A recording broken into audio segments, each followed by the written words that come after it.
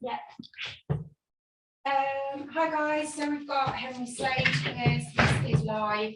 As with Matt, if you'd like to ask a question, please raise your virtual hand.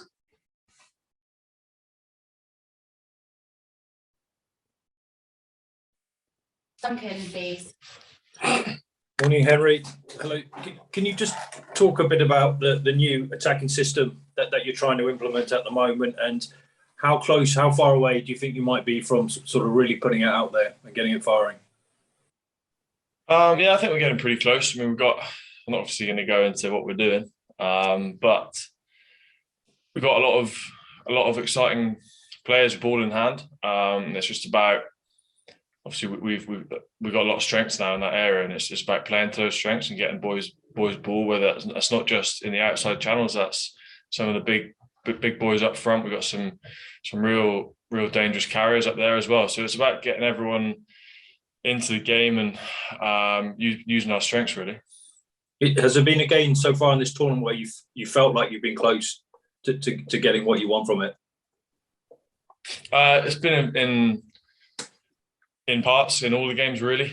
I think in all three games we've shown bits of what we're trying to do. The challenge now is to produce the full go and do it throughout a whole game, and who knows how good that can mean we play in that game. Obviously we've been going pretty well, having done bits of it, but yeah, we're always looking for that game to push on. Okay. Thanks, Henry. Cheers.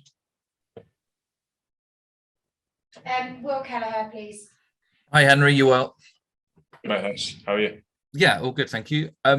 We were chatting to Maro yesterday, and he was talking quite well about sort of walking towards the pressure or the perceived pressure around the team. Where do you sit on that? Do you enjoy others talking up the opposition? Do you quite like, I don't know, going into the game possibly unfancied or whatever? Do you like that pressure on the team? Yeah, I wouldn't really call it. I don't know if we really take it as pressure. I think we're quite good as a squad about concentrating on ourselves, on what we need to do, what we need to bring. Obviously, there's always a lot of outside noise, but I think we're pretty good at blocking that out really. But I do think that there is an argument to be had about being underdogs and coming through and getting the win. That's always a good feeling, because Ireland are a top side. And they're probably our favourites coming here, but we're confident ourselves, and like I said, we're good when we focus on what we're doing, and that's what we've been doing. In that 2019 game where you went to Dublin, Ireland were pretty well fancied. You had a stormer, and England won the game. What do you remember about that, and the sort of satisfaction, as you said, you got from turning over them there? Yeah, so that was a great day. To do it anywhere, to beat Ireland anywhere is good, but to beat them in Dublin is obviously very tough. A real tough place to go. And obviously, like I said, they're a top side. So to get a big win away from home in the Six Nations is massive. And yeah, I remember that being I think that's my first Six Nations start as well. So it was a memorable day for me, and I'm looking forward to hopefully creating more.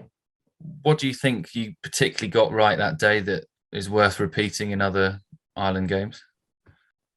Our pack was pretty dominant there.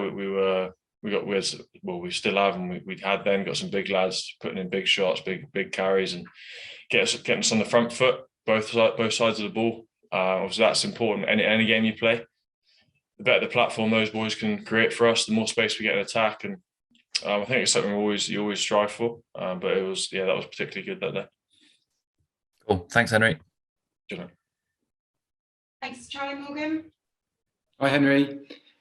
We've heard a lot about cohesion this week, mainly from England's camp. I just wondered, I think you and Marcus have now played in 8 successive tests together at some stage. Can you talk a little bit about how, as a pair, your cohesion's maybe developing, and what that's looking and feeling like? Yeah, obviously Marcus is a top player, unbelievable talent, and I've really enjoyed playing with him. We've got a good relationship on and off the pitch. Do a lot of stuff together off the pitch as well. So we get on well. He's been in camp obviously before he started playing. This time he's been in before, and so we've known each other for a while now. But I just like his mindset and how he likes to attack a game and how he likes to play with ball. Is great for someone like myself to enable me to get on the ball more as well, which has been awesome. Like I said, he's a top quality talent himself, but the way his mindset and how he wants the game to be played is something that I share with him, and yeah, that's probably why we feel like we sort of click so well. It might sound like an obvious question, but in which areas of the game and maybe areas of the field does cohesion really help as a 10 and a 12? Well, there's the obvious in set piece and strike moves and all that side of things, but there's just in phase, and if you've got the ball for a few phases, sort of 10 and 12 tend to be fairly close to each other normally, and we can be talking to each other without having to shout when you're sort of that close, and we can see what we're doing and where we're going and react off each other. I think that's what's been going pretty well. Obviously, like I said earlier, we've had points of that in games where it's been really good. We've been having some good sessions in training, and always looking to push on, and hopefully we can get more of that this week. Thanks, Henry. Yes. Thanks, and we'll finish with Nick Mullins. Thank you. Just following on from Charlie's questions, Henry. That relationship with Joe Marchant as well, is that similar to the one that you'd have with the 10? Are you talking as a 3 very often, or are they 2 very different partnerships? Yeah, it is. It's very much a 3, really. Sort of 10 and the centres make up the midfield, don't they? So, yeah, I've likewise with Marcus. I've really enjoyed playing with Joe. He's got some top quality attributes to his game. Like, he's one of the quickest guys you'll ever see. Hell of an athlete, great in the air. Like, he's got it all, really. So to play with him is really good. Obviously, I think the thing I like about both Joe and Marcus is we can have really honest chats and say what we want, and no one gets offended, or everyone listens to everyone, and it's a really good sort of relationship I think we've built over the last few months. I've known Joe as well for a fair while now. Played a few times with him, so yeah, I like what they're about, and it feels good playing with the boys. And all of a sudden, you're the old bloke in that back line. Actually, I'm not sure whether you're older than Jack, but in Caps terms, you're the most experienced. That's all of a sudden that's come up very quickly, hasn't it? Yeah, it has. Yeah, I don't like you saying that, actually. Yeah, it's yeah, it is. I suppose I'm getting on that a little bit. I'm still 28, mate. Come on. I don't know. I haven't hit my prime yet. But yeah, like I say, there's. Do you feel that extra responsibility, though? Do you feel that you might need to say more than you would have done 3-4 years ago? Yeah, I guess so, but I think that's come naturally. I think the more I've been in the squad and the longer I've been here, the more I've sort of developed more of a voice, I think. And yeah, probably now it is required a bit more than in the past, obviously, because there's a few very experienced players either missing through injury or not here, and yeah, sort of have had to up it in that respect. But it's something that I guess, yeah, like I said, has come naturally, and something I enjoy doing anyway. So yeah, I'm happy with that. Cheers, Henry. Thank you. Thanks. We'll finish with a quick one from Hugh. Morning, Henry. When you speak about the attack still developing, just give us an idea of your own mindset into going into this game, please. Do you feel in the mood to kind of let rip, give everything you've got against Ireland, or will it suit it better to play with a slightly conservative, slightly defensive mindset? How are you feeling?